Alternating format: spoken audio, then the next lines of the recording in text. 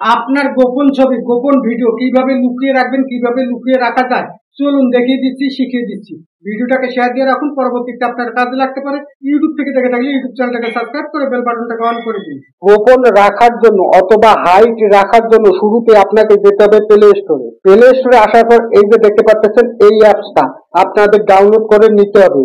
Automatic ভাবে এই অ্যাপসটা মোবাইলে দেওয়াই থাকে, যদি না থাকে সেক্ষেত্রে আপনি ডাউনলোড করবেন, তারপর এখান থেকে ওপেন করবেন।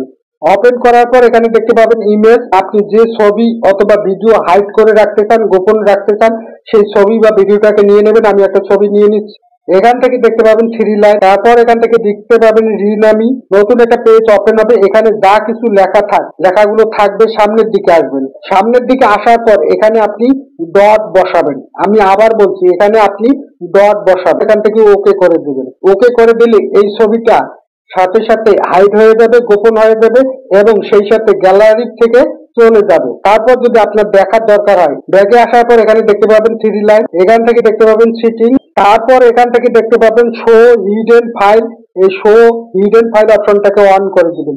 অন করে দিলে সেই ছবিটা দেখতে পাবেন এবং ছবিটা সাথে সাথে আপনার গ্যালারিতে চলে আসবে। আশা করি বুঝতে পেরেছেন। ভিডিওটাকে শেয়ার দিয়ে রাখুন, পরবর্তীতে নিশ্চয়ই কাজে লাগবে।